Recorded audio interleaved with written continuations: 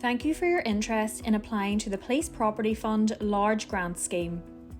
Here are some things you may wish to know when thinking about applying into the scheme. This is the first call for applications to the Large Grant Scheme. The total fund available is £150,000. Your organisation must be constituted to be eligible to apply into the scheme, and you can apply for between £20,000 and £30,000 for your project. Your proposed project must not be funded by any other public funds. However, you can apply if, as an organisation, you're funded by public funds for other projects. Your project must meet the scheme's eligibility criteria, namely, it must align to one or more of the charitable purposes stated in the guidance, it must demonstrate engagement with the PSNI, it must make a contribution to community safety and/or building confidence in policing in your area, it must be strategic in nature, and it must demonstrate value for money.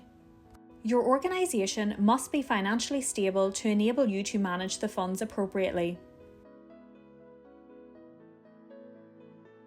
The scheme will not support applications that request less than £20,000 or more than £30,000 from individual or private sector businesses, from state-funded organisations such as schools, local authorities or hospitals, for politically based activities, for projects led by the PSNI or PCSPs, for events or activities for which the principal aim is to fundraise for other organisations, for capital funding for large value items, for example the purchase of vehicles including e-bikes, and infrastructure building schemes including renovations, for projects where the applicant and the main project activity is based outside of Northern Ireland, and for projects which have previously been funded by the Small Grant Scheme.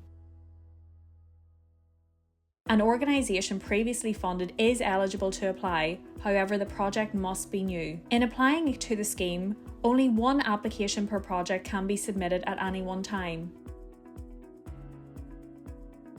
If successful, you will be issued with a letter of offer and standard conditions of grant which you must adhere to. You will receive 80% of your project costs up front. You will be required to provide evidence of expenditure to the programme team as agreed within your letter of offer. A further 10% of the project cost will be paid on project completion. You will be required to produce a post-project evaluation for your project. As large grants projects will be longer in duration, you will be required to provide progress reports at agreed intervals during implementation.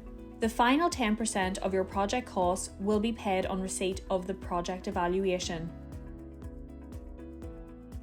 An application form can be downloaded from the Policing Board's website. You should complete the downloaded version in font no smaller than Arial 10. Each area of the application form has a maximum word count. You should ensure that the application form is fully completed, as incomplete application forms will not proceed to assessment. The application period is for 12 weeks. You should note the closing date and time, as late applications will not be accepted.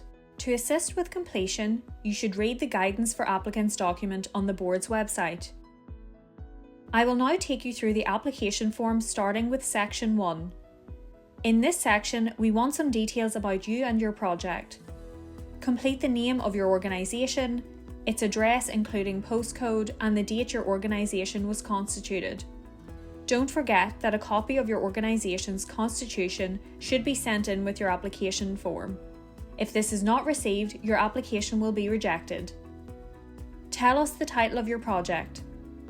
To allow us to keep in touch with you, please tell us who the main contact for the project will be and include their email address, postal address including their postcode, and their contact number. You should also provide the position they hold in your organisation. Also let us know if you have any project partners, as the Policing Board provides funding and support to PCSPs in each council, and we would like to know if your local PCSP is involved in your project. Finally, in this section, confirm by ticking this box that the project is not receiving funding from any other public source. If this box is not ticked, we will assume that it is, and the application will be deemed ineligible. Moving to Section 2. In this section, we want to know more about your project, and how it meets the scheme's eligibility criteria. You should first provide a brief overview of your project proposal. This should include its aims and objectives, its key elements, and what it intends to achieve. This section is not scored, however, it should provide the assessment panel with sufficient information to describe your proposed project. You should indicate the expected duration of your project. It is sufficient to indicate the month and year for each, as the exact date will depend on the date you receive your letter of offer. You should note that the assessment process will take approximately 8 weeks, and if successful, the contracting period will take approximately 8 weeks.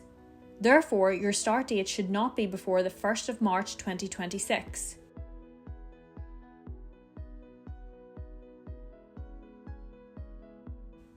Next, we want to see how your project proposal fits with the scheme's eligibility criteria. These areas will be scored.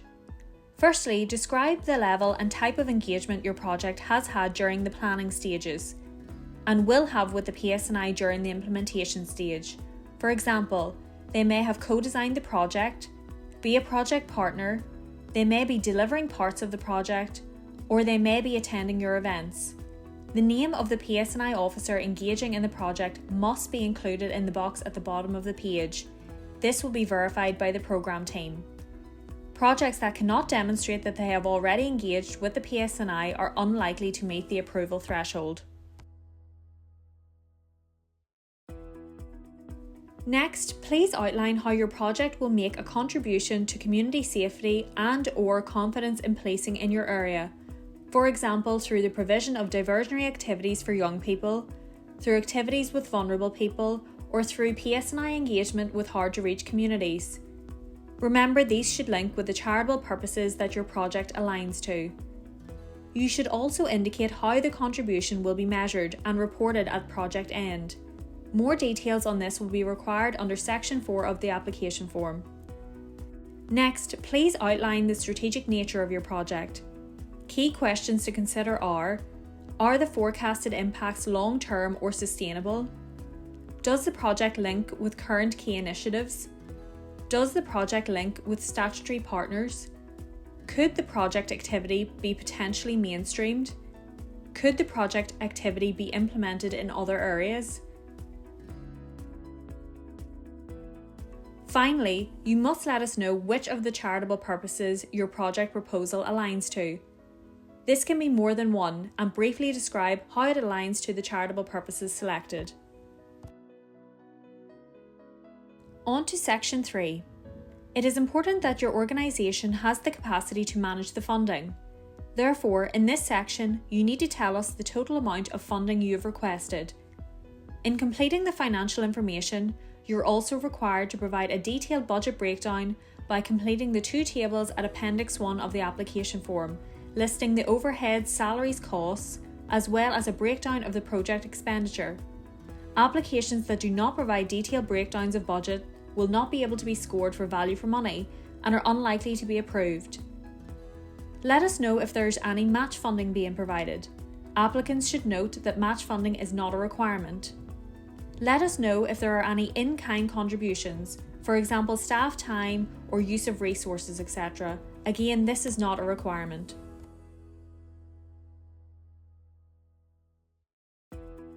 You should then give us information about the financial contact for your project. This will be the person that the programme team will liaise with in relation to the management of funding, including claims. You must confirm by ticking this box that you're in the position to provide the most recent official accounts for your organisation. These will be requested as a part of pre-contract checks if you have been approved for funding. If you are approved and fail to provide a set of official accounts, your application will be removed from the process. Finally, you should provide us with information on your financial controls, which should include details of financial or governance procedures or frameworks in place in your organisation. This information will assist us in establishing your capacity for managing the funding that you have requested. On to Section 4. In this section, we are interested in learning about the expected outcomes and impacts of your project and what measurements you will use to report these. This should include expected beneficiaries, like young people, older people, and community groups, for example, and any expected change that may occur as a result of the project's activity. You should also tell us how you will communicate success within your community through communication tools like a project launch, press release, or social media platforms. Applicants should note that specific performance measurements will be agreed with you if you are approved, and these will be included in your letter of offer. Finally, Section 5. In this section, you are required to confirm that you are in the position to submit a copy of your organisation's constitution with your completed application. Applications that are received without a constitution will be deemed ineligible and will be removed from the process. You should insert the name of your organisation, and it must be signed by the chairperson or chief executive. Before submission, please check the following: that you have fully completed sections 1 to 5, that all appropriate boxes have been ticked, that the application form has been signed and dated by either the chairperson or chief executive of your organisation, that you have completed Appendix 1, the budget breakdowns, and have included them with your application form, and that you have included a copy of your organisation's constitution with your application. Finally, we are interested in finding out how you became aware of the Police Property Fund and would ask that you tell us in this box. It could be through your PCSP, through social media, or through word of mouth. If you need any additional information in relation to completing your application form, you can contact the programme team by emailing us at policepropertyfund@nipolicingboard.org.uk. Good luck with your application.